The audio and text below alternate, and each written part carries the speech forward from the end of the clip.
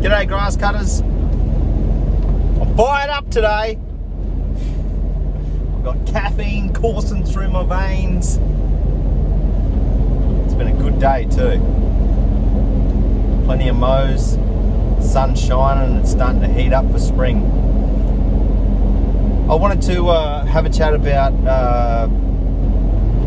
this is still on the same sort of terms that episode 1, the first one I put out for new franchisees, people are looking to get into the Jim's Mowing franchise, or that have just got in. I wanted to talk about software.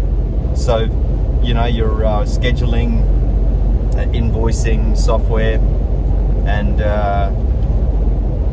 what I do, what I find works, and you know, a couple of different options that might work for you. The first option you want to look at is what you'll learn about at training, I guess, and that's Jim's Jobs, the default software program that you'll get for your franchise from Jim's, which will be invoicing. Leads will actually come through that app as well, and your client list. Now it's got a lot of other features as well. That's your first option, and it's a really good option.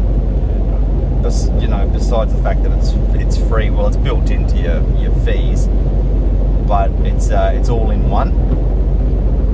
I find it a bit clunky, the same as the last one that I used, which was, I think, Formatize, just something that they paid for, that Jim's paid for. Jim's Jobs I still find pretty clunky, and it's slow. I don't know, I just prefer to use my accounting software, which you'll still need your accounting software, but so I use Xero. And then for my scheduling, I just use the Apple Calendar,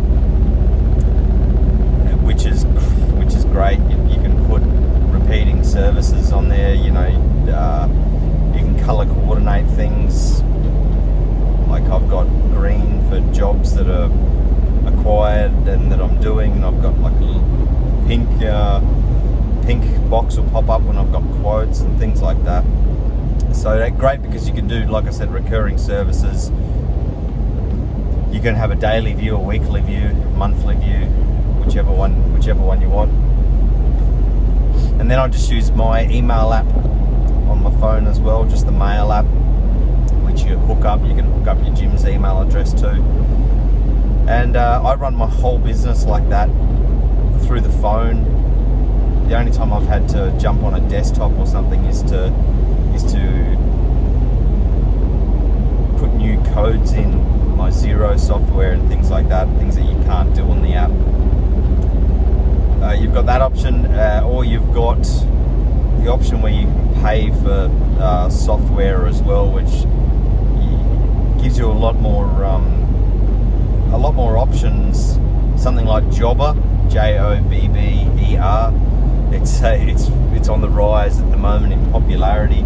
It's got a GPS built into it, route tracker, invoicing. It's got a CRM system in there. It's got all sorts of stuff. But look, if you're just starting out, I would definitely recommend sticking with Jim's Jobs, or the method that I use, which is just your accounting software and the Google Calendar, whatever calendar you want. They all have recurring things like that on there, but I use the Apple one.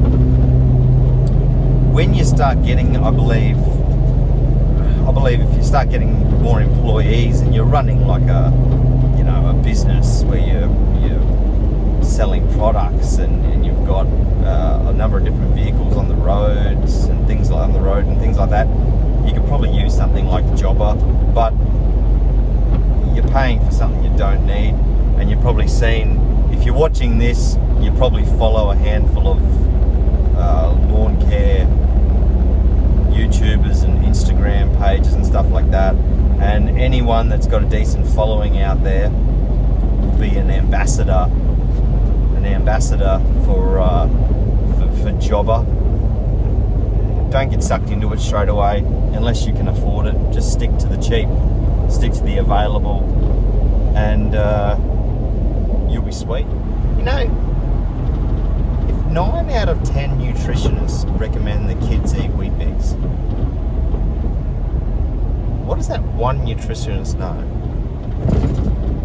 that the other 9 don't? I mean, why would one go, yeah, no, I don't recommend that kids eat that? What does he know? A little tip, Rory's tip of the day. It's something that I mentioned yesterday on the last episode. I said, take as much work as you possibly can. I used to drive an hour. I used to drive an hour to one job. These are the sort of things that I was doing when I was first starting out, because you're gaining experience and you're really hungry and you want to do as much as you possibly can. And I highly recommend that because, and this is, you hear people say, oh, you want to have a really condensed area, so people are afraid to go long distances. You can condense your area later on down the track when you're looking at selling splits and all this sort of stuff. But what you want to do, the reason why I say take as much work as you can, because you'll find that most of the time the work that you're taking in other people's areas is because the franchisee that has that territory is flat out, and you're picking up the slack, right? That's what I found. And when you start to do that, you find that it becomes a common trend. Like, it'll be like, 4 or 5 areas that you keep getting work from that are outside of your territory. You find out that these 4 or 5 areas, the franchisee's busy, got his leads turned off, he's happy with what he's got, especially throughout the growing season. So you can develop pockets. You can develop pockets of clients in these areas. So you will have density, but you'll have density in different areas. Now, this is what I still do. I've been for 2.5 years, and I still got probably 4 or 5 areas. So I'll go down and I'll spend a full day in between sort of 2 or 3 suburbs that are real close together. And another day I'll do the same thing. I'll go to another area which might be half an hour in the opposite direction. So the half an hour there, but then you're there all day, and you punch out whatever you want to punch out, 7 or 8 lawns in that one little area, and so you can have density in different areas. Highly recommend it, because you get to see a lot more of the sites. You're not stuck in one spot all the time. I mean, a majority of my clients are in my territory area, just outside of my territory, but really close to the territory. But then I've got these pockets everywhere else, and it's like I said, it's great. I see different things every day. Like, I'm on the motorway right now. I'm on the Bruce Highway, traveling back home, about half an hour from where I've spent all day doing work.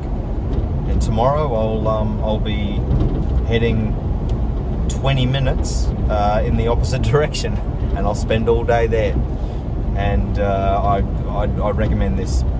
And it happens organically. You don't have to really try to have a condensed area. If you just do this, like I said, because you'll find that these areas have got a franchise that's been around for years and is happy with their area, or they're flat out, and you can pick up their slack and develop your own little pockets in their areas.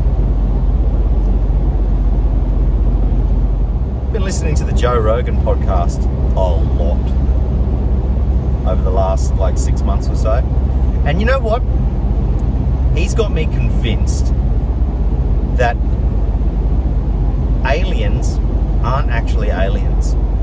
I reckon aliens are us from the future. Hear me out.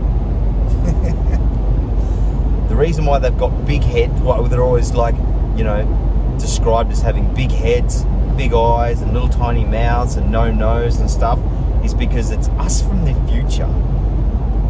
And we've developed beyond the physical, you know, having to do everything physical. And we've become a lot smarter, so our brains have gotten bigger, so our heads enlarged.